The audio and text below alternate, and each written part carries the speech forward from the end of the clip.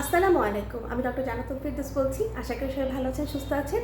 আজকে আপনাদের সাথে যে বিষয়টি নিয়ে কথা বলবো সেটা হচ্ছে পাকা পেঁপে।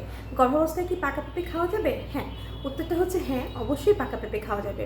কিন্তু গর্ভাবস্থায় কাঁচা পেঁপেটা খাওয়া যাবে না। কারণ এই কাঁচা পেঁপেতে কি থাকে? অধিক পরিমাণ ল্যাটেক্স পদার্থ থাকে। ল্যাটেক্সের এই ঘনীভূত ফর্মটা কি করে? জরায়ু সংকোচনকে ট্রিগার করতে পারে। এজন্য কিন্তু এই কাঁচা পেঁপেটা একদমই খাওয়া যাবে না। তবে পাকা পেঁপে কিন্তু প্রথম থেকেই খাওয়া যাবে। অনেকেই প্রথম ৩ মাস এই পাকা পেঁপে অ্যাভয়েড করেন, আবার অনেকে দেখা যায় পুরো গর্ভাবস্থায় পাকা পেঁপে অ্যাভয়েড করেন। পাকা পেঁপে সীমিত পরিমাণ পরিমাণ মতো কিন্তু পুরো প্রথম থেকেই খাওয়া যাবে।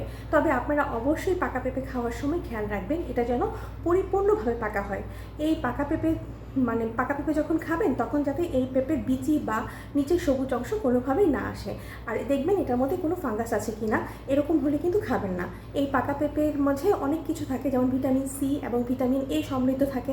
এছাড়াও এর মাঝে ক্যালসিয়াম, ম্যাগনেসিয়াম, পটাশিয়াম থাকে, ফাইবার থাকে।